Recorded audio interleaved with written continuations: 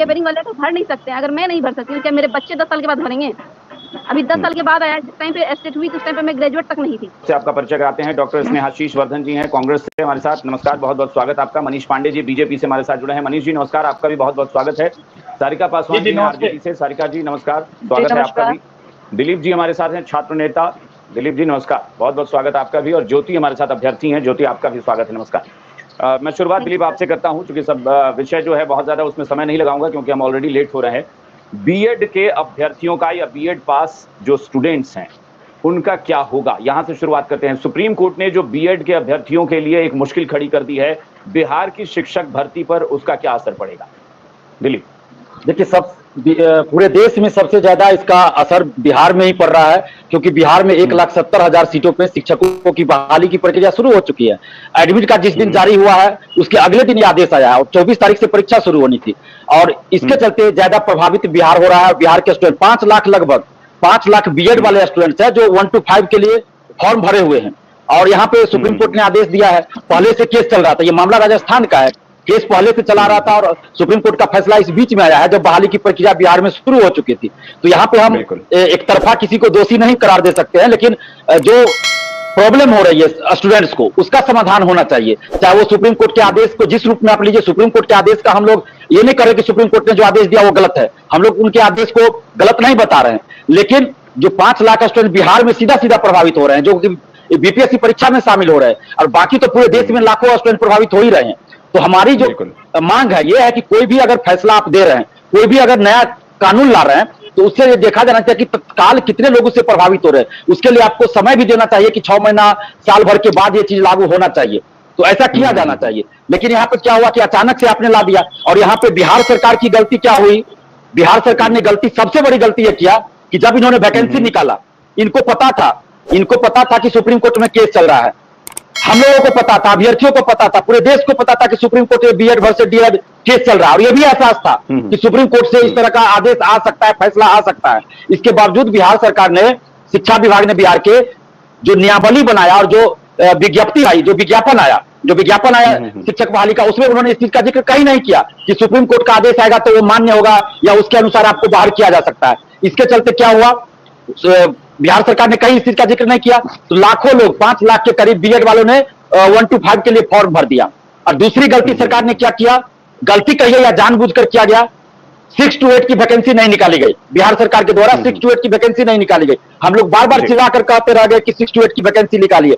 6 to 8 की vacancy नहीं निकाली गई, जिसके चलते क्या हुआ, जो बीएड पास है, बीएड पास वाले अभ्यर्थी जो सीटेट सेकेंड पेपर भी पास थे, उनको भी मजबूरी में, अगर वो पेपर 1 भी पास है और पेपर 2 भी पास है, तो 6 to 8 की वैकेंसी नहीं आई, तो 1 to 5 के लिए फॉर्म भरने के लिए मजबूर हो गए। अगर 6 to 8 की अभी वैकेंसी निकली रहती तो 1 to 5 में 5 लाख जो अभ्यर्थी अभी बाहर हो रहे हैं, वो 6 to 8 में कम से कम रहते तो उनको इतना दर्द नहीं होता।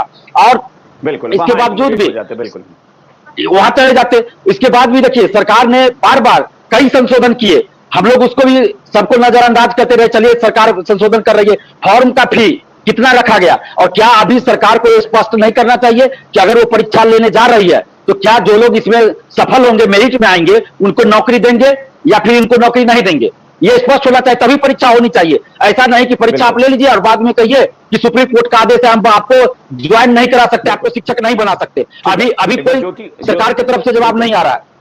हाँ, एक बार ज्योति से भी पूछ लेते हैं, उसके बाद मैं पॉलिटिकल रिएक्शन की तरफ जाऊंगा। ज्योति बताइए, आप चूंकि बीएड पास अभ्यर्थी हैं। जी सर, मैं क्या कहूँ, अभी हमारा भविष्य कुछ नजर नहीं आ रहा है। हम लोग अंधकार में जाए जा रहे हैं। ऐसा लग रहा है कि अंधा कुआं है और वहाँ पे हमें जबरन धकेला जा रहा है। हमारे पास कोई ऑप्शन ही नहीं है, हम क्या करें? सड़क पे नहीं उतरे तो क्या करें? सड़क पे उतरने पे डंडा खाते हैं। आज मेरी उम्र 25 साल है। 25 साल होने के बावजूद मैं बेरोजगार हूँ, जबकि सारी जितनी अर्हताएं होनी चाहिए शिक्षक बनने की सारी मेरे पास है। क्या मैं बीएड पास नहीं हूँ? क्या मैं सीटेट क्वालिफाई नहीं हूँ? क्या मैं ग्रेजुएट नहीं हूँ? मेरे पास जब सारी शिक्षाएं हैं, सारी अर्हताएं पूर्ण है, फिर मैं क्यों इस वैकेंसी से बाहर रहूँ? सरकार को अभी तक में कोई तो प्रतिक्रिया अपनी देनी चाहिए थी अपने स्टूडेंट के प्रति। हमारा प्रतिनिधित्व तो हमारे राज्य करते हैं, जिस राज्य से मैं हूँ वहाँ की राज्य सरकार को क्या ये कदम नहीं उठानी चाहिए थी कि वो अपने विद्यार्थियों के लिए, अपने अभ्यर्थियों के लिए या अपनी जनता के लिए? हमारे घर वाले परेशान हैं, मैं अपने पापा से बात नहीं कर पा रही हूँ। उन्हें मैं क्या कहूँ कि मैं 3 महीने से जिस चीज की पढ़ाई कर रही थी उसका कोई भविष्य नहीं है कि मेरा जॉब होगा या नहीं होगा। मेरे छोटे भाई बहन है, वो मुझे देख करके आगे बढ़ेंगे। मैं अभी तक धक्के खा रही हूँ, मेरा आगे भविष्य क्या होगा सब कोई पता नहीं है। क्या सरकार को ये नहीं चाहिए था कि हमारे लिए एक स्टेटमेंट जारी करते, हमें संभावना देते कि हाँ कि हमने आपके लिए भी कुछ सोचा है। चेयरमैन साहब ने ट्वीट किया कि मैं एग्जाम कराऊंगा, ठीक है आप कराइए, हम लोगों ने तैयारी भी किया है, अभी हमारा समय है भरपूर तैयारी करने का, लेकिन हम लोग मजबूर हैं, टेंशन लेकर के घरों में बैठे हुए हैं, खाया नहीं जाता है, रात को सोया नहीं जाता है, घर पे बात नहीं कर सकती हूँ मैं, क्या बोलूँ घर पे कि क्या हमारे साथ क्या खिलवाड़ हो रहा है, क्या मनसा है आपकी। हमें 1 to 5 से निकाला गया, 6 to 8 में हमारे लिए जगह नहीं है, 9-10 से हमने एस्टेट पास नहीं किया, एस्टेट पिछले 10 साल के बाद हो रहा है, इसके बाद भी आपने अपेयरिंग वाले को सीट तो दिया है नहीं, क्योंकि अपेयरिंग वाले तो भर नहीं सकते। अगर मैं नहीं भर सकती हूँ, क्या मेरे बच्चे 10 साल के बाद भरेंगे? अभी 10 साल के बाद आया, जिस टाइम पे एस्टेट हुई उस टाइम पे मैं ग्रेजुएट तक नहीं थी, 10 साल के बाद अब मैं एस्टेट का एग्जाम दूंगी, तो इसके बाद तो मेरे बच्चे ही देंगे, ऐसा लगता है बिहार में। सरकार ने जरूर कहा था कि बिहार में बाहर है, लेकिन बाहर नहीं, रोजगारों की बाहर नहीं, बेरोजगारों की बाहर हो गई है। तो आप ही बताएं हम लोग कहाँ जाएंगे?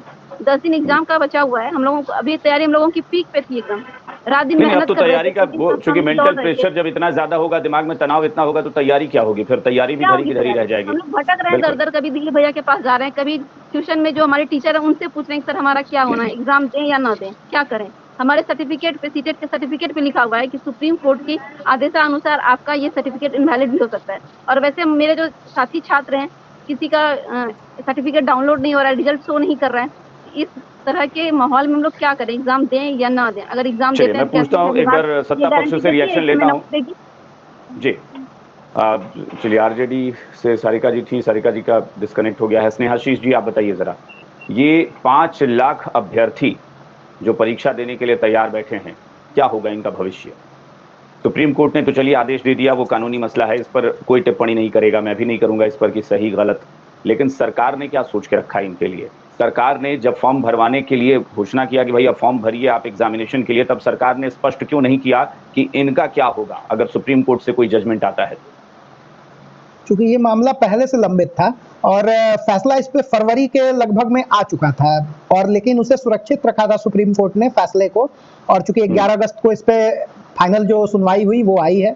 सरकार की मंशा पूरी तरीके से शिक्षक बहाली के ऊपर था, तभी सरकार ने इस तरीके की जो भर्ती थी उसको निकाला भी था बीपीएससी ने। और निश्चित तौर पे सरकार में जो चूंकि बीपीएससी के चेयरमैन का इस पे बयान भी आ चुका है, संभवतः ट्वीट भी उन्होंने किया है कि इससे शिक्षक बहाली प्रभावित नहीं होगी और परीक्षाएं ली जाएंगी, लेकिन जो नियम में चूंकि सुप्रीम कोर्ट माननीय होते हैं, उनके जो फैसले होते हैं वो पूरे देश में स्वीकार्य होते हैं, तो उसके अनुरूप कुछ उसमें सुधार जरूर लाया जाएगा। और चूंकि बिहार सरकार इस पे पूरी तरीके से गंभीर बनी हुई है। और सुधार लाया जाएगा मतलब स्पष्ट करिए ना, सुधार क्या लाया जाएगा? मतलब नौकरी नहीं दी जाएगी? क्योंकि सुप्रीम कोर्ट ने तो कह दिया कि 1 से 5वीं तक के लिए बीएड नहीं। देखिए, इसमें जो राजस्थान में विवाद था वो पूरी तरीके से विवाद था कि जो प्राइमरी शिक्षक के लिए जो डीएलएड कोर्स होता है, जिसे वहां पे बीएसटीसी वगैरह भी बोला जाता है, तो डीएलएड और बीएड का जो